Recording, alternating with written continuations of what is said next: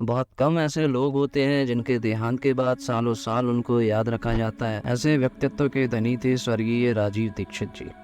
उन्होंने जन जन में स्वदेशी की चिंगारी जगाई और स्वदेशी अपनाने के लिए आंदोलन भी चलाया। बाबा रामदेव के साथ बहुत क्लोजली इन्होंने काम किया था। 5000 विदेशी कंपनियों से अकेले भिड़ गए थे राजीव दीक्षित। तो आज हम बात करने वाले हैं राजीव दीक्षित जी के बारे में, जिनके बारे में सभी को जानना ही चाहिए। इनकी मृत्यु भी बहुत कंट्रोवर्शियल थी। ऐसा कहा जाता है कि बाबा रामदेव ने ही इनको मरवाया था, क्योंकि इनकी पॉपुलैरिटी से वो डर गए। हालांकि इसका कोई पुख्ता सबूत नहीं है, तो ये हवाई बातें हम नहीं कह सकते, क्योंकि उस समय उनकी शरीर का पोस्टमार्टम भी नहीं हुआ था। तो सवाल तो कई खड़े हो, तो क्या सच है क्या झूठ, ये कोई नहीं बता सकता। ये आज भी एक सवाल ही है। तो राजीव दीक्षित जी एक इंडियन सोशल एक्टिविस्ट थे, जिनका मानना था कि हम हिंदी हैं, सब स्वदेशी होना चाहिए, अंग्रेजों को भगाना है, सब कुछ स्वदेशी ही होना चाहिए।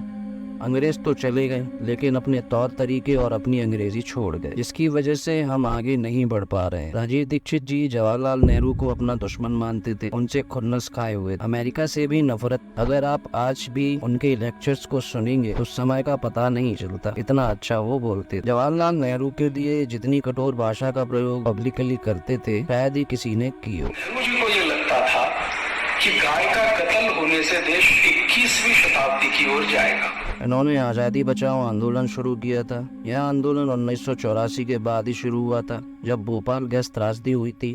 उसके बाद ही इन्होंने यह आंदोलन शुरू किया था। 2009 में राजीव दीक्षित जी बाबा रामदेव के संपर्क में आए थे और अगले ही वर्ष 30 नवंबर 2010 को भिलाई छत्तीसगढ़ में इनकी मृत्यु हो गई। उस समय इनके लेक्चर्स आस्था और संस्कार चैनल पर आया करते थे। आप में से कई लोगों ने इनको बाबा रामदेव के साथ जरूर देखा होगा। तो बाबा रामदेव के साथ इन्होंने प्रतिज्ञा ली थी कि भारत को स्वदेशी बनाएंगे, सुपर पावर बनाने का संकल्प उन्होंने लिया। इसके लिए उन्होंने भारत स्वाभिमान आंदोलन भी शुरू किया था। तो इसके लिए वो अपनी एक नई पार्टी लेकर आने वाले थे। इनका जन्म 30 नवंबर 1967 को अलीगढ़ के एक गांव नाह में हुआ था। इनके पिता राधेश्याम तिवारी और माता का नाम मिथिलेश तिवारी था। इन्होंने अपना इंटर कॉलेज फिरोजाबाद के पीडी जैन कॉलेज से किया था और ग्रेजुएशन इलाहाबाद से बीटेक किया था। इन्होंने इलेक्ट्रॉनिक्स से इंजीनियरिंग की डिग्री ली हुई। इसके बाद आईआईटी कानपुर से उन्होंने एमटेक। अब इस पर बहुत कंट्रोवर्सी हुई कि आईआईटी किया या नहीं किया, इसकी कोई पुख्ता जानकारी नहीं है, क्योंकि इंस्टीट्यूट का कहना है कि ऐसा कोई व्यक्ति पास आउट नहीं हुआ। स्वदेशी चिकित्सा पर ये भरोसा करते थे। इनको जुकाम होता था तो हाथ में मेथी का दाना दबा लेते थे, जुकाम ठीक हो जाता था। इनका मानना था कि सीमेंट के बजाय यदि चूने से घर बनाएंगे तो वो ज्यादा लंबे समय तक का रहेगा। सीमेंट क्योंकि बाहर से आया, अंग्रेजों ने बनाया, तो वे इसके बिल्कुल खिलाफ थे। गोबर गैस से फ्यूल बनाने की बात करते थे। हालांकि यह सब साइंटिफिक चीजें हैं, अभी इन पर कोई एक्सपेरिमेंट नहीं हुआ। कुछ समय पहले अमिताभ बच्चन की तबीयत बहुत खराब हो गई थी, तो इन्होंने उनसे संपर्क किया कि क्यों हुई तबीयत खराब। उनका जवाब आया कि जो कोल्ड ड्रिंक वो पीते थे, जिसका ऐड करते थे, उसकी वजह से उनकी अंतड़ियां सड़ चुकी। तो राजीव दीक्षित जी ने कहा कि आप खुलकर आकर बोलिए, तो उन्होंने मना कर दिया। उन्होंने कहा कि यह मैं नहीं कर सकता, क्योंकि उनके कॉन्ट्रैक्ट में था, अगर यह बातें मैंने खुलकर बताई तो अच्छा खासा हर्जाना मुझे कंपनी को चुकाना पड़ेगा।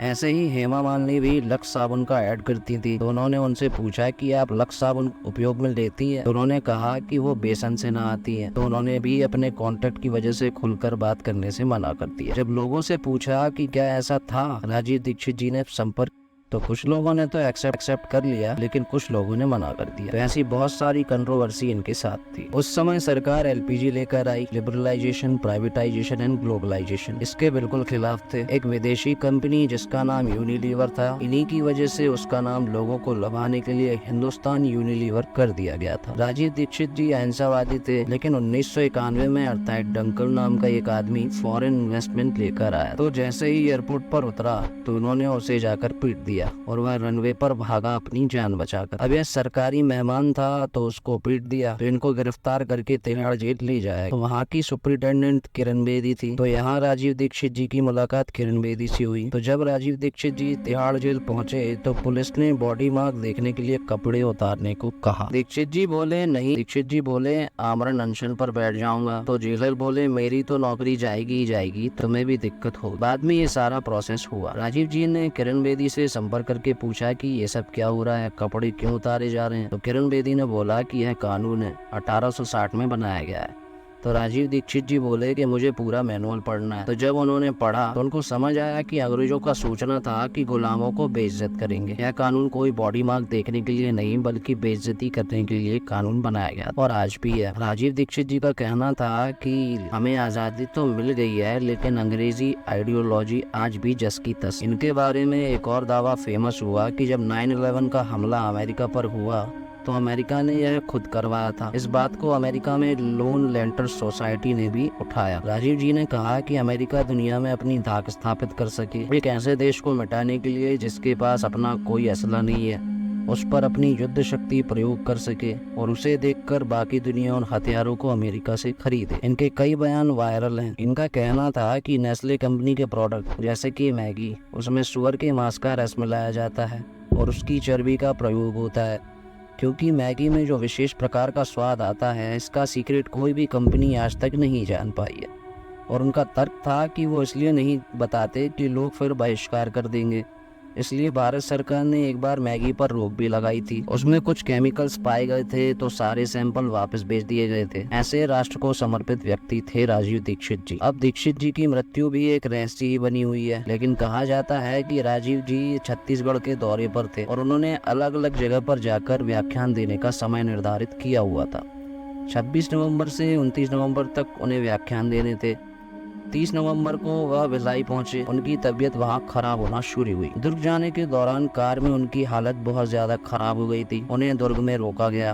दिल का दौरा पड़ने के दौरान उन्हें एक सरकारी अस्पताल में भर्ती कराया गया। फिर वहां से अपोलो BSR हॉस्पिटल में शिफ्ट किया गया, लेकिन डॉक्टर्स ने उन्हें मृत घोषित कर दिया। अब इसमें लोगों का कहना है कि जब उनकी मृत्यु हुई तो इनका पोस्टमार्टम क्यों नहीं कराया गया।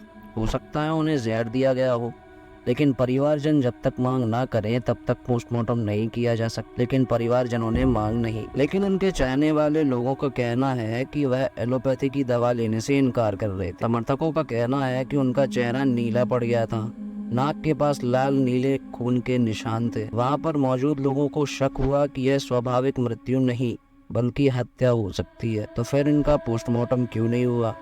और एक बात कही जाती है कि इनके निधन के बाद हरिद्वार में रामदेव के आश्रम पतंजलि क्यों ले जाया गया। इस सब के बाद एक पुस्तक भी प्रकाशित हुई, गॉडमैन टू टाइकॉन, जिसमें इस बात का कई बार जिक्र हुआ। तो इसके प्रकाशन को रुकवाने के लिए रामदेव बाबा दिल्ली हाई कोर्ट पहुंच गए और उन्होंने कहा कि इस किताब में उनकी छवि को खराब करने का कार्य किया गया है, इसलिए प्रकाशन पर रोक लगाई जाए।